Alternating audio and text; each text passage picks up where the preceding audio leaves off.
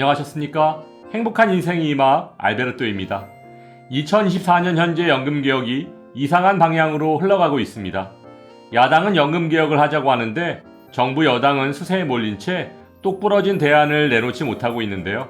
과연 어떤 내용인지 오늘 아주 쉽게 설명해 드리겠습니다.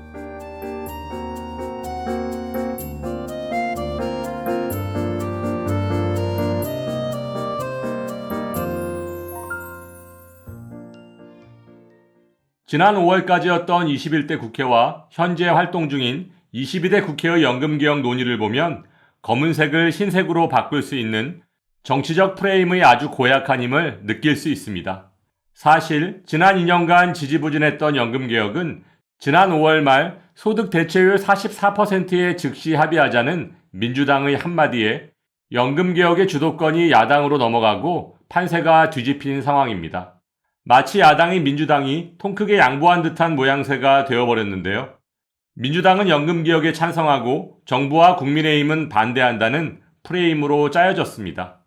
이로 인해 앞으로 연금에 문제가 생기면 21대 국회 막판에 연금개혁에 머뭇거린 정부 여당이 그 책임을 모두 뒤집어쓰게 되었다고 할 수 있는데요. 사실 지난 2년간 민주당에서도 연금개혁에 큰 관심이 없었습니다. 이는 연금개혁이 총선의 표에 전혀 도움이 되지 않기 때문이었지만 지난달 소득 대체율 44%에 합의하자는 한방의 메시지로 단숨에 연금개혁의 칼자루를 쥐게 된 모양새입니다.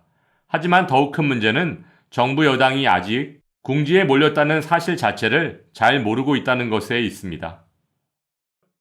아무튼 지난 5월 소득 대체율 44%에 합의하자는 안이 연금개혁의 정답인 것처럼 자리 잡았고 만일 반대한다면 역적으로 몰리는 분위기였으므로 이번 22대 국회에서도 야당이 그대로 밀어붙일 가능성이 더욱 커진 상황입니다. 여기서 마지막 국민연금 개혁이 단행되었던 2007년 노무현 정부 이후의 상황을 정리해보면 이명박 정부에서는 직전 정부에서 연금개혁이 있었다는 이유로 연금개혁에 손을 대지 않았고 박근혜 정부는 공무원 연금 개혁에 나섰다며 국민연금 개혁을 진행하지 않았습니다. 또한 문재인 정부는 현행 유지를 포함한 4가지 개혁안을 제시하며 국회로 떠넘겼지만 그 결과는 연금개혁의 무산이었습니다. 그렇다면 윤석열 정부의 연금개혁은 어떤 상황일까요? 사실 윤석열 정부의 연금개혁 역시 앞선 정부와 크게 다를 것이 없습니다. 지난해 10월 보건복지부가 국회에 제출한 제5차 국민연금 종합운영계획에는 보험료율, 소득 대체율 등에 대한 구체적인 제시 없이 24개의 시나리오만 늘어놓았고 지난 5월까지 국회연금개혁특별위원회에서는 국민연금 보험료율 13% 인상과 소득 대체율 43에서 44% 인상을 도출하면서 여야 이견이 좁혀지는 듯 했지만 윤석열 정부와 정부 여당이 구조개혁을 함께 추진하자며 처리를 거부했고 결국 21대 국회의 연금개혁은 아무런 소득 없이 그렇게 막을 내리게 된 것입니다. 영국의 연금개혁 과정을 분석한 책 코끼리 쉽게 옮기기에 따르면 연금개혁에 동의하지 않는 사람이 없도록 객관적인 사실을 국민에게 솔직하고 상세하게 전달해야 하며 정치적 유불리가 아닌 객관적인 사실을 통해 자신과 미래 세대를 위한 비용과 책임을 국민이 직접 받아들일 수 있도록 해야 한다고 설명하고 있습니다. 하지만 우리나라의 경우는 소득 대체율을 높이면 미래 세대의 부담이 얼마나 늘어나는지 국가가 연금을 지원할 재정 여력이 있는지에 대해서조차 전문가들이 엇갈린 주장을 하고 있으니 참으로 답답할 노릇이 아닐 수 없습니다. 물론 국민연금을 더 내고 덜 받는데 속 좋을 사람이 없기 때문에 국회에서는 다들 표 계산만을 하며 연금개혁을 추진하는 신용만 내고 있고 현재 재정안정론을 주장하는 정부 여당과 소득보장론을 주장하는 야당의 간극이 크기는 하지만 다양한 연금개혁의 방안은 이미 충분하게 나와 있습니다. 국민연금과 기초연금의 연계, 공무원연금을 포함한 4대 직역연금의 개혁, 신구세대 연금 분리 등 진영 논리가 아닌 지속가능성, 세대 간, 직역 간 형평성 확보를 위한 더 나은 대안을 선택하는 합리적 결정만이 남아있을 뿐이라고 할 수 있습니다. 따라서 이제 윤석열 정부에서는 정치적 유불리를 떠나 실현 가능한 구체적 숫자가 포함된 연금개혁안을 내놓고 국민적 동의를 얻는데 최선을 다해야 할 것입니다. 그렇다면 언제 끝날지도 모를 연금개혁만을 기다리며 현재의 불합리한 상황을 지켜보아야만 할까요?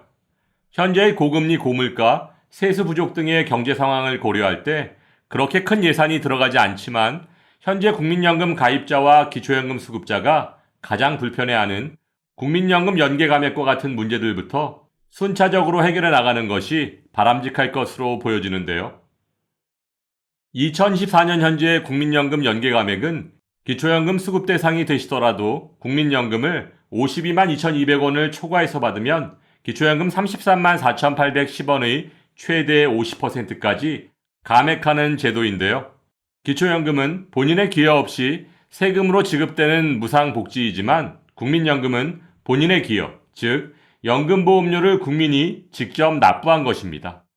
재원의 성격과 재원의 출처가 전혀 다른 것을 상호 연계해서 기초연금을 감액하는 것이 과연 옳은 일일까요? 1988년부터 시행되어 온 국민연금에 2014년부터 확대 운영된 기초연금을 소득 재분배라는 이유로 연계해서 감액하는 것이 과연 옳은 일이냐는 거죠. 또한 정부에서는 노후 소득 보장을 강화하기 위한 수단이라며 국민연금의 추납, 임의가입 등을 적극 권장하고 홍보하고 있는데요. 추납이나 임의가입 등의 신청 과정 중에 국민연금 수령액이 높아지면 기초연금 수급 대상에서 제외될 수 있음을 알려주지 않고 있고, 특히 국민연금이 일정액 이상이면 기초연금이 최대 50%까지 감액될 수 있다는 얘기는 더더욱 공지하고 있지 않습니다. 또한 국민연금은 의무가입, 즉 강제성이 있습니다. 처음 가입할 때 선택의 여지도 없었고, 더구나 2014년부터 확대 개편된 기초연금과 1988년 시행된 국민연금을 소급 연계해서 기초연금을 감액하는 것은 국민연금 가입자에 대한 사기극이고 역차별의 전형인 것입니다. 따라서 국민들이 성실히 일하며 근검절약해서 국민연금을 납부해야 할 이유가 더 이상 없어졌습니다. 노력하지 않아도 기초연금을 받을 수 있으니까요. 2014년 현재 국민연금 가입자의 월 평균 급여액은 63만 원 정도인데, 윤석열 대통령의 대선 공약대로 기초연금을 40만 원까지 인상하고 부부감액까지 폐지된다면 노후에 국민연금을 한 푼이라도 더 받으려고 충실하게 연금을 납부한 사람만 바보로 만드는 것입니다. 따라서 국민연금 연계감액제도 지금 당장 폐지되어야 합니다. 오늘 설명드린 것처럼 국민 모두를 만족시킬 연금개혁은 없고, 그래서 필요한 것이 정치적 결단입니다. 아무도 결정하지 않았는데 연금개혁이 성공할 수 없기 때문입니다. 따라서 연금개혁의 방향을 결정하는 결단력과 의지, 사회적 타협을 위한 구체적 대안이 하루빨리 제시되고 논의되기를 바라며 오늘도 알베르토가 어르신들의 행복한 인생 2막을 응원하겠습니다. 행복한 하루 되세요.